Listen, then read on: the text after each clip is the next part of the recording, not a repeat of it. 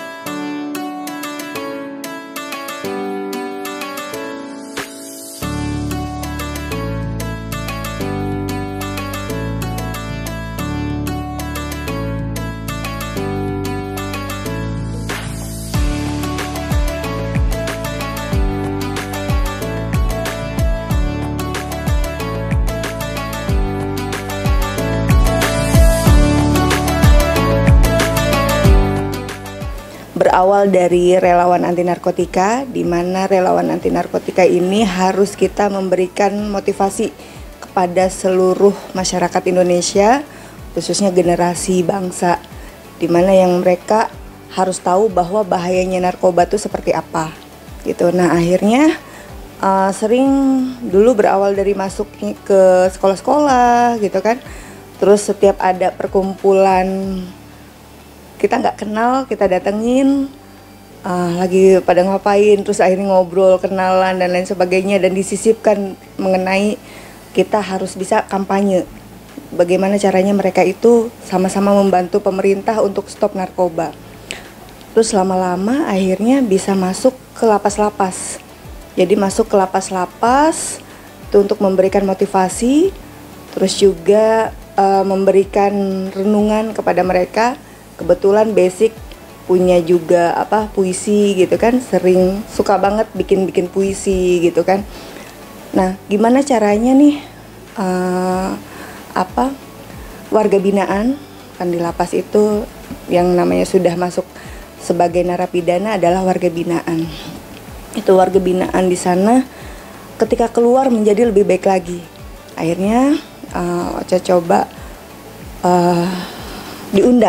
diundang oleh salah satu kepala lapas ketika dia melihat waktu itu Ocha memberikan motivasi di daerah Bali gitu ke generasi anak-anak muda gitu kan.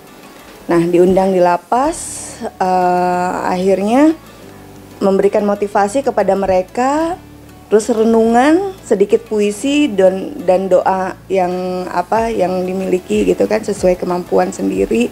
Doanya sebetulnya doa untuk diri sendiri gitu. Kali itu di lapas Banjarmasin. Ya sudah lama sih, tahun 2012. Jadi dulu itu sebetulnya bukan iseng-iseng juga, karena memang ada seseorang yang sering melihat Ocha kasih motivasi gitu kan. Memang dari dulu, dari sekolah dulu seneng banget kalau udah megang mic gitu kan, terus memberikan motivasi kepada orang-orang gitu. Karena kita akan kebawa energi positifnya, akan kebawa sama diri kita sendiri gitu. Jadi 2012 itu coba ketemu banyak orang. Awalnya sih takut gitu kan, wah masuk lapas gitu, takut. Ternyata mereka tuh orang-orang baik gitu. Sebetulnya yang di sana itu orang-orang pilihan. Kenapa orang-orang pilihan? Mereka dikasih kesempatan untuk merenungi apa yang sudah mereka lakukan gitu.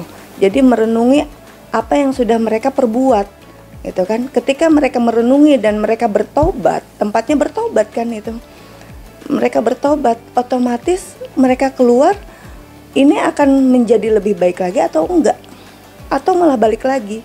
Kalau misalkan mereka memang akan menjadi lebih baik lagi, mereka pasti tidak akan ada yang balik lagi gitu. Itu tempatnya bertobat itu ya di lapas itu gitu. Jadi ketika pertama kali ngerasa aduh serem banget nanti ketemu, istilahnya namanya lapas kan, pasti kan orang-orang yang memang kena hukuman gitu kan, yang punya kesalahan gitu. Ternyata begitu melihat mereka seperti kita aja, mereka baik-baik, cuman memang perbuatan mereka yang memang ini ya melanggar hukum, tapi pada dasarnya mereka orang-orang baik gitu. Ternyata di dalam lapas itu mereka kan, mungkin masyarakat luas itu mikirnya orang-orang lapas itu orang-orang jahat gitu. Ketika mereka diberikan kebaikan dan mereka menangis, itu artinya mereka masih mempunyai hati gitu. Jadi waktu itu memberikan renungan, memberikan motivasi kepada mereka bahwa mereka itu layak menjadi manusia lagi, manusia yang berguna gitu. Jadi sedikit sentilan ketika mereka berada di sana, jauh dari keluarga, jauh dari anaknya, jauh dari siapapun gitu kan, ikut merasakan kesedihan, kegalauan mereka, hancurnya hati mereka gitu. Karena pada dasarnya mereka orang-orang baik. Karena ketika Ocha memberikan renungan, mereka semua menangis. Mereka semua menangis. Mau terjun memberikan motivasi kepada mereka, itu pertama karena memang bawaan hati ya. Pertama itu. Terus yang kedua, Ocha sendiri punya anak, di mana ketika anak Ocha dipengaruhi oleh orang lain, minimal anak Ocha pun dibantu oleh orang lain. Karena pastinya dalam kehidupan itu pastinya ada timbal balik. Jadi ketika Ocha membantu nih orang lain, anak Ocha pun pasti akan dibantu oleh orang lain gitu. Jadi Ocha merasa panggilan hati, dan setiap kali Ocha memberikan motivasi, sebetulnya tidak pernah yang namanya terpikir nanti dapat uang berapa nih, tapi dari situ selalu rezeki itu ada terus. Dan merasakan bahwa setiap kali sudah memberikan motivasi, sudah memberikan renungan, sudah memberikan beberapa hal yang istilahnya yang kita punya, kan kita tidak memberikan sebuah materi, tapi memberikan sesuatu kebaikan agar mereka menjadi lebih baik lagi. Gitu. Ketika kita memberikan kebaikan kepada mereka, kita pun akan menjadi lebih baik lagi. Gitu. Jadi pastinya ketika kita memberikan bukan sok nasehatin, tapi ketika kita bisa menasehati mereka, bisa membuat mereka lebih baik lagi, otomatis diri kita pasti akan menjadi lebih baik lagi. Lapas yang memang ada laki-lakinya, ada perempuannya. Jadi ada lapas yang ada laki-laki dan perempuannya, ada lapas yang khusus perempuan, ada lapas yang khusus laki-laki aja, terus ada lapas yang khusus anak di bawah 17 tahun gitu. Jadi sudah masuk ke semuanya gitu. Sampai pernah waktu itu ada salah satu ibu-ibu, dia kena hukuman 20 tahun.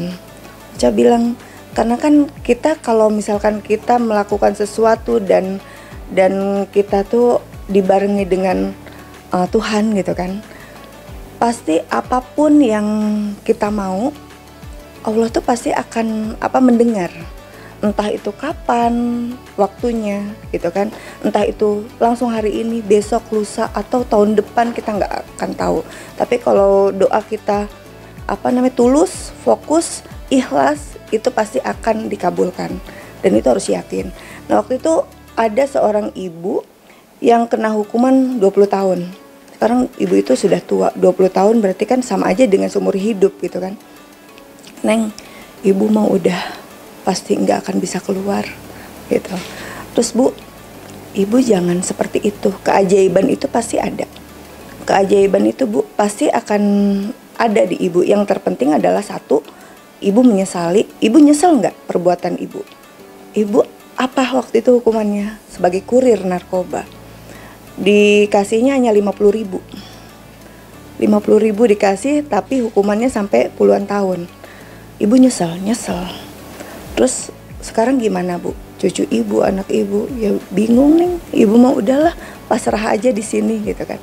Kalau ibu benar-benar nyesel Coba ibu bertobat, ibu yang ikhlas, yang tulus, pasti keajaiban bu, nggak nyampe 20 tahun ibu keluar. Gitu. Ah, yang bener sih Neng gitu kan. Tapi ibu harus fokus, harus benar-benar ikhlas tulus gitu. Dan ibu menyesali perbuatan ibu dan ibu yakin bahwa ibu tidak akan mengulangi lagi. Ibu cuman waktu itu dapat 50.000, hukumannya sampai 20 tahun gitu kan. Itu. Nah, akhirnya daerah Lapas Banjarmasin juga. Iya, Banjarmasin. Karena kan di Banjarmasin waktu itu beberapa kali. Ke Sidoarjo pernah gitu. Itu. Nah, terus waktu itu yang Banjarmasin akhirnya si ibu ketemu beberapa kali karena kan waktu itu sering datang ya ke Lapas Banjarmasin, sering datang. Terus yang pertama ngasih clue nasihat seperti itu, ngasih masukan seperti itu ke si ibu. Terus yang kedua, Neng, ibu iya coba fokus gitu kan, coba fokus. Dan akhirnya ibu nangis Neng, katanya gitu kan, nangis, makasih ya Neng. Iya bu, terus aja seperti itu bu. Setiap malam ibu kalau perlu ibu sambil sholat, kalau nangis ya udah, itu hati ibu. Pokoknya nggak ada bu, siapa tahu nggak ada yang namanya doa-doa ibu tuh nggak didengar gitu kan. Akhirnya 3 bulan kemudian dari KPLP-nya kepala keamanan kan nelpon, Cak, itu si ibu itu bebas. Seriusan? Bebas dari mana? Gitu kan? Hal kebaikan, walaupun kita memberikan kebaikan kepada si A, tidak harus meminta kebaikan itu balik lagi dari si A. Akan ada dari si B, C, D, dan lain sebagainya. Gitu. Jadi